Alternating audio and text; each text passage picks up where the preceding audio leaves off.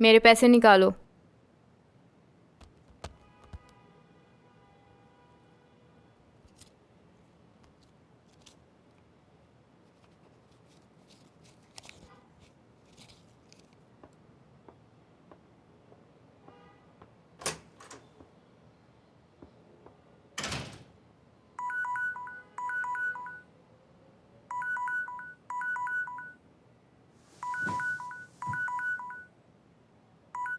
जी बोले uncle.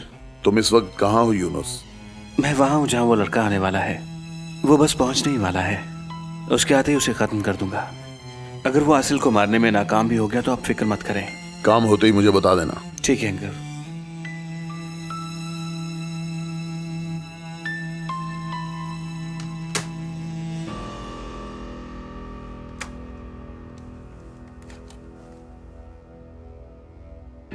Appetiser के तौर पर जल्दी कुछ भेजिए प्लीज।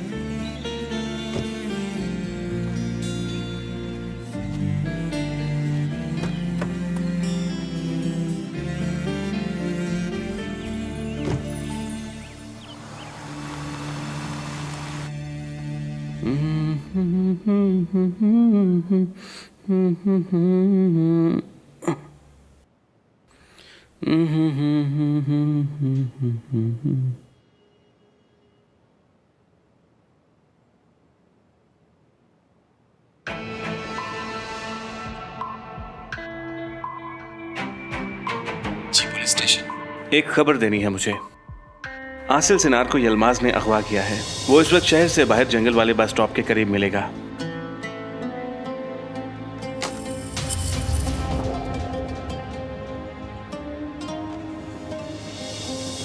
काम खत्म होने के बाद अगर तुम पकड़े गए तो क्या कहोगे?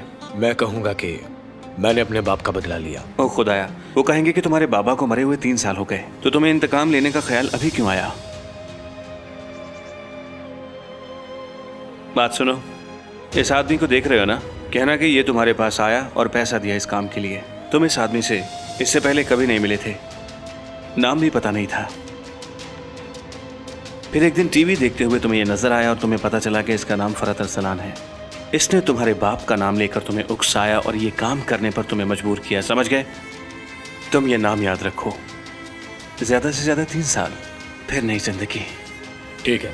हाँ, अच्छी बात है।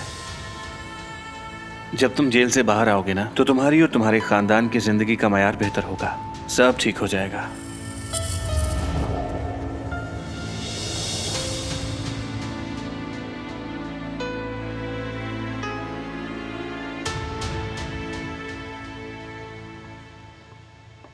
अम्मी कैसा लग रहा है ये? बहुत जच रहा है ना इन पे। अदीना मैडम, आप ये वाला ट्राई कीजिए ज़रा। नहीं, ये ठीक है। आप क्या कहती हैं इस बारे में हाजरा मैडम? बहुत अच्छा है, जानलेवा है ये। चलो ठीक है, मैं पहले वाला ही रख लेती हूँ, वो बेहतर था। ये फाइनल है।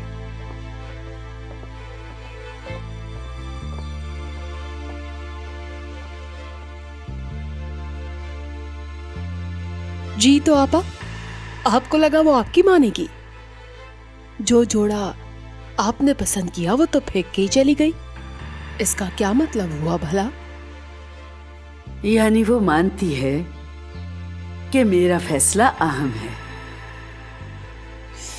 जी उसका यही मतलब है। मगर अब हमें इन हालात में क्या करना होगा? मुझे तो ये समझ नहीं आ रही, लोगों को हम क्या जवाब देंगे?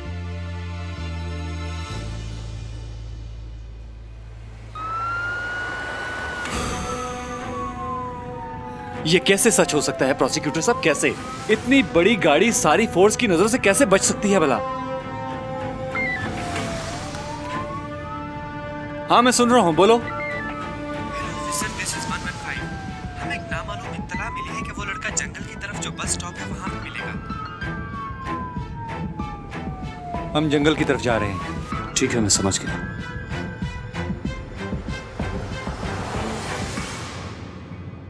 तुम वहां इतनी देर से क्यों पहुंचे? ट्रैफिक ज्यादा थी। इस शहर की आबादी तो बहुत ही ज्यादा है, तकरीबन 20 मिलियन तो होगी ना? हाँ, तकरीबन इतनी ही। इसीलिए ट्रैफिक बहुत ज्यादा है। लोगों की इस भीड़ में तुमने मुझे अकेला छोड़ दिया।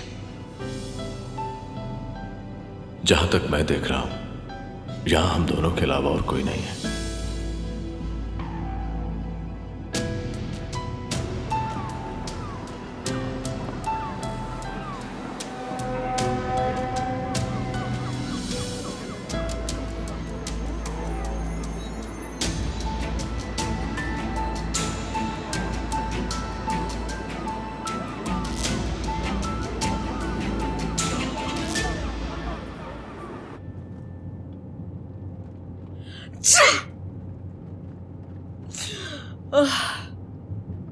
तुम्हें ठंड लग गई है? हाँ, कुछ ऐसा ही है। अपना ख्याल रखा करो। क्या हो सकता है, आजकल वैसे भी बहुत ज्यादा ठंड है और पिछले 2 दिनों से मैं इसी हालत में हूँ। ठीक हो जाऊंगी मैं, तुम फिक्र मत करो।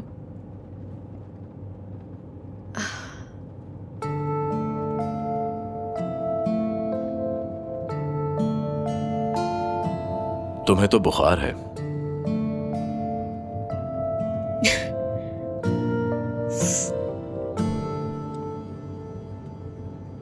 वो शाहीन का आदमी था। ये बात गलत है। तुम ये कैसे जानती हो? उसने मुझे सब कुछ बताया। वो समझता है कि मैंने उसके बाप को मारा है। उसके बाप का मैंने ऑपरेशन किया था। मैंने तो बहुत कोशिश की थी, मगर वो सेहतयाब ना हो सका और उसकी मौत हो गई। बस इसी वजह से वो लड़का मुझे अपने बाप का कातिल समझता है।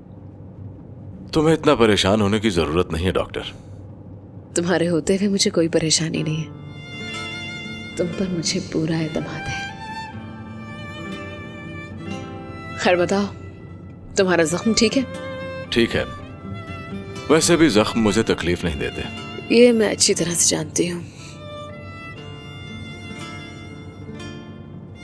अपने भाई को बता दो कि तुम ठीक हो। वैसे भी तुम्हारी दोस्त तुम्हारे घर पहुंच गई होगी और उसने नईम को सब बता दिया होगा।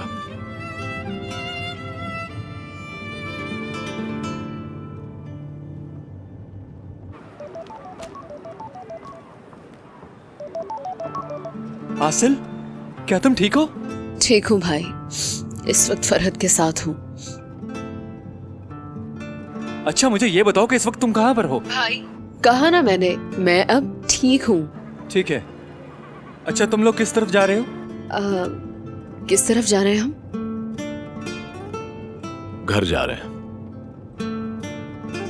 हम घर जा रहे हैं भाई।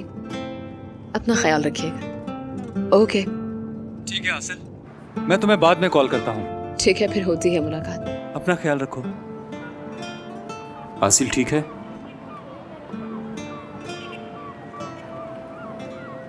हाँ ठीक है। वो आबरू ने बताया था कि फरहद उसके पीछे गया है, वो ला रहा है उसे।